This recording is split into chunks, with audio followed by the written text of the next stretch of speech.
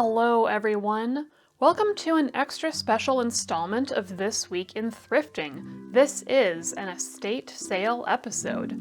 So today, instead of going thrifting, we're going to hit up an estate sale, we're going to find some cool items, and we're going to see if WorthPoint can help us figure out what they might be worth. So let's get estate sailing. I love estate sales. So many unexpected and awesome surprises to uncover, especially in housewares. I mean, who can resist? This is so cool. But I already have a lot of dishes, so I'm gonna check out some other areas of the house just to see if there's something else that speaks to me. Like this. Or this. Let's begin with this item. I always see this type of thing at estate sales. It is the ubiquitous huge glass vessel full of matchbooks. Now, I love matchbooks, some really cool advertising memorabilia in here, but I always wonder, 1, does anyone ever buy these? And 2, are they even worth trying to resell? First of all, yes, people do buy these. As I was snapping this photo, another shopper informed me that she already had dibs on this baby, so that's too bad for me. But let's visit WorthPoint and see what this type of item might be worth. So here's a lot of over 150 matchbooks, resold for close to 35 bucks. Oh wow, I just have to look at these. I love the design on these vintage 7-Up matchbooks. We've got another lot, this one with over 400 matchbooks, also resold around 35 bucks. Here's a lot that resold for $50.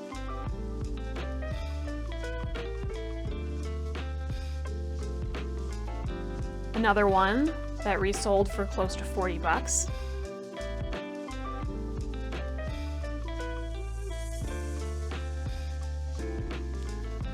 I just love this image.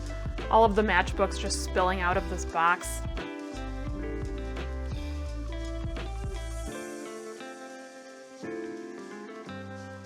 All right, so this lot resold for close to $120. That's a bit higher.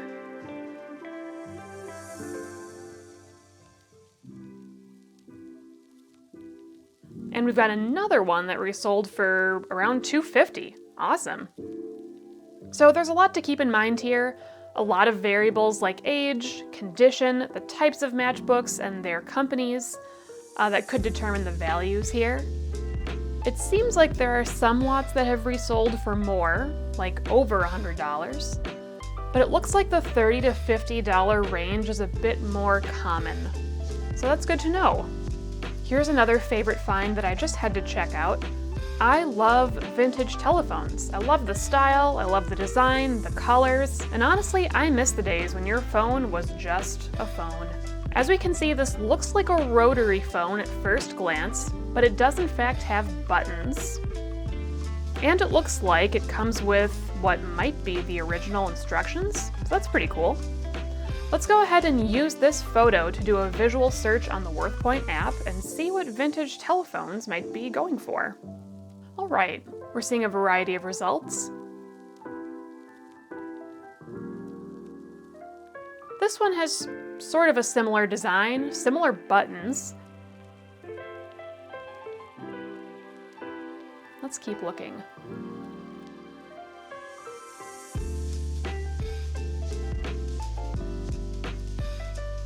Oh hey, this one has a very similar design, except it's a rotary, no buttons. This one resold for 50 bucks in 2022.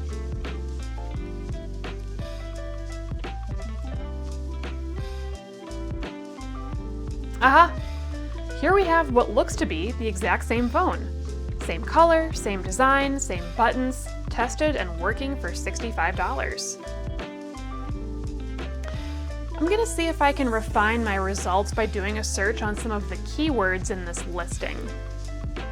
So I'm gonna type in French-style Bell Western telephone buttons, and these are the results.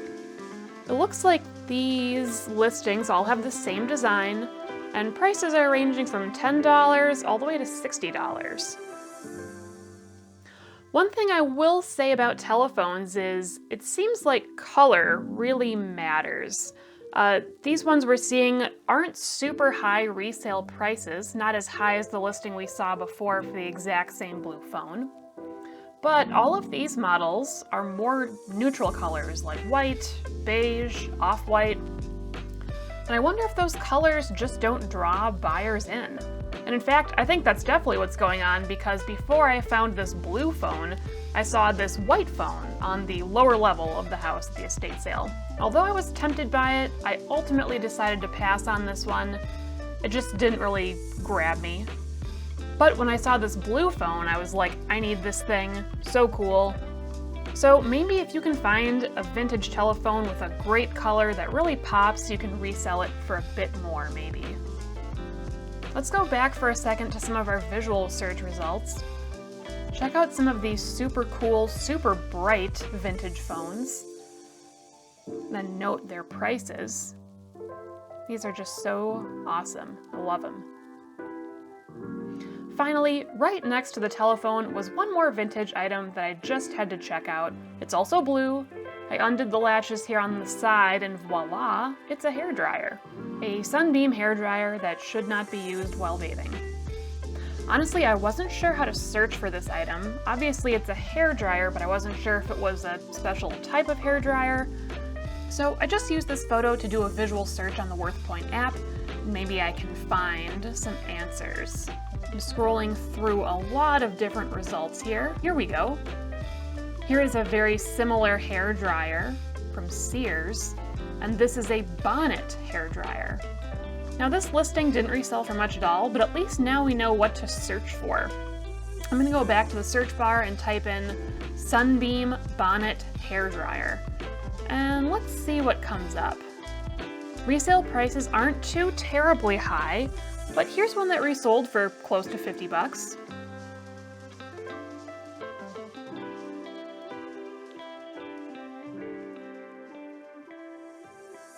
Here's another one that resold for close to 90 bucks. Love the color. Honestly, I don't know if there are many hairdryer collectors out there. But I would think that if you're in the world of film and television and you're running a props rental business, this could be a great item to have in your inventory. I can definitely imagine this type of item on the set of some kind of period piece if there was a scene in a hair salon or something. Again, for all you resellers out there, you probably won't get rich off this item, but it's still fun to just check it out and see what it might be worth. Alright everyone, thanks for watching! If you enjoyed this episode, please be sure to hit that like button and subscribe to the WorthPoint channel so you never miss a shopping trip. Until next time, keep thrifting.